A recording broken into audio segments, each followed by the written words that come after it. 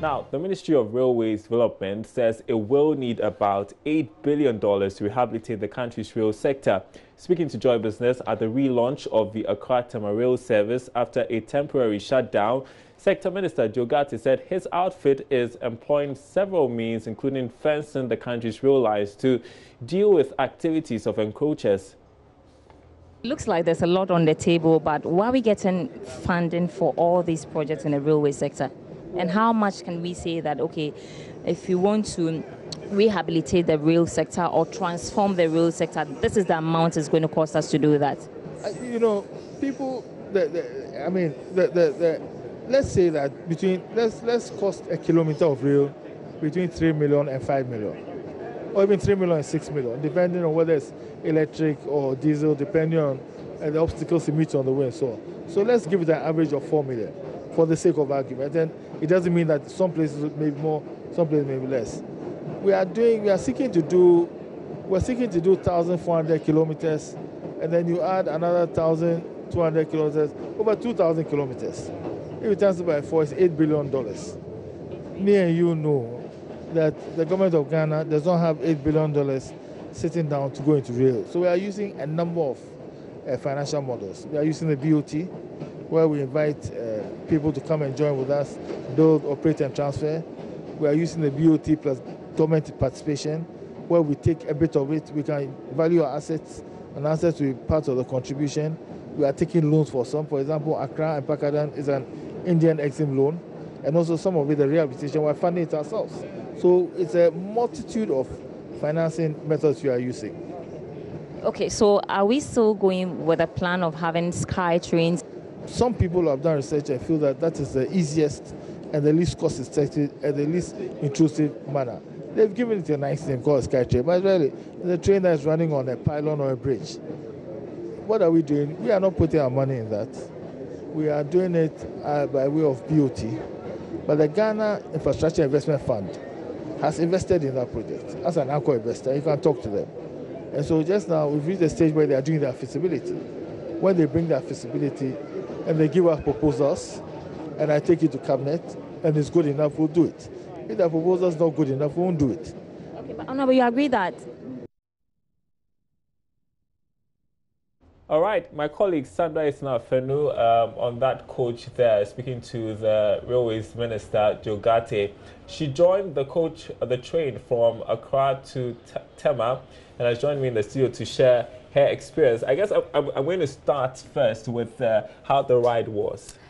Fantastic, quite different. I've been fortunate to be on a Ghana train before, so it's quite different because they've added certain services that hitherto was not part of the services. So in the past, when I took the train, I didn't get any safety tip, but this time, like you have on the plane, they take you through some safety measures and tips before the train embarks, and as well, we have neatly dressed assistants or hostess who were able to explain things to us in the local dialect as well. So it kind of helped, and the train looked a bit spacious than I imagined, yeah, and neat inside was quite. Okay, I mean, for those watching, maybe they're wondering, why is this so much of a big deal that we've relaunched the rail service from Accra to Tema? Why is this such a big deal? You know that for some time now, the rail sector has really helped a lot of, especially traders,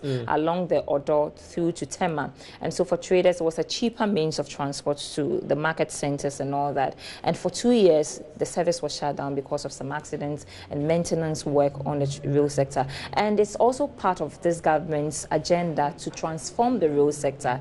And so I mean, revamping the sector and bringing new coaches was some sort of relief to both governments and commuters as well. And the most interesting part about this whole thing is that for 2 weeks, you're going to have free ride. That's quite a deal.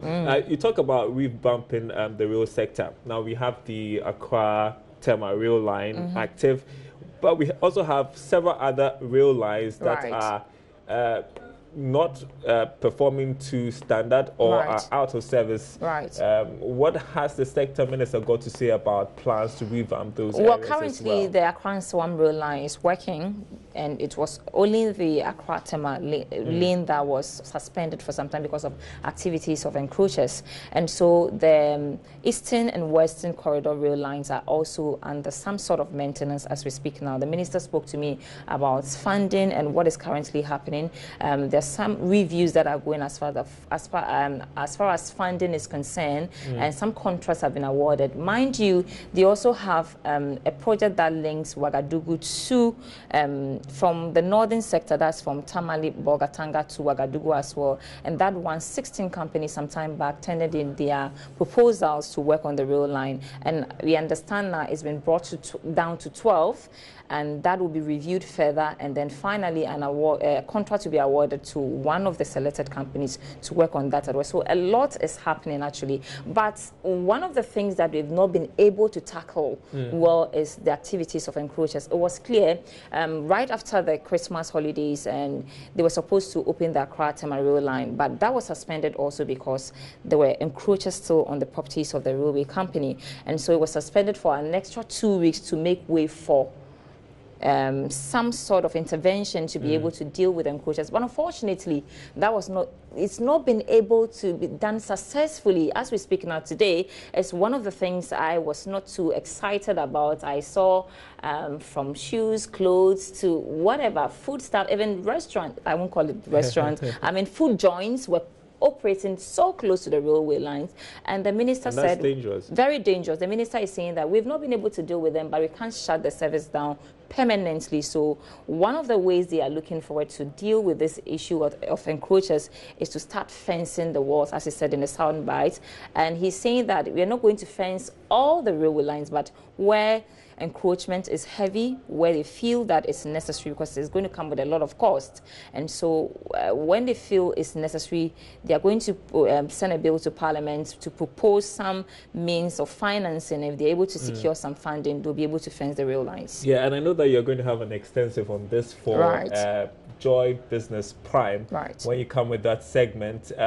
What more are we going to hear from the sector minister? Right. You know, one of the issues has to do, we are struggling to deal with rail lines, I mean, those on the ground, but we are talking about going for a sky train. I heard you talk to him about that. How viable is that? So the sky train is another conversation that we want to talk about. Now, South Africa, it looks as if Ghana is looking forward or looking at South Africa for a lot of interventions, but it looks like sometime back they also had issues on their own. The sector is not doing well. They had a bailout, and some finances had to be injected back into it. So if you're looking at them as a model, how do we ensure that going forward, we also have some capital? The minister will be talking to us about some interventions to be able to make money aside the rail system itself so that they can inject it into the rail sector. All right, thanks very much indeed. Sandra is now a She comes your way in about 2 hours' time with more on that on the business segment of JoyNews Prime.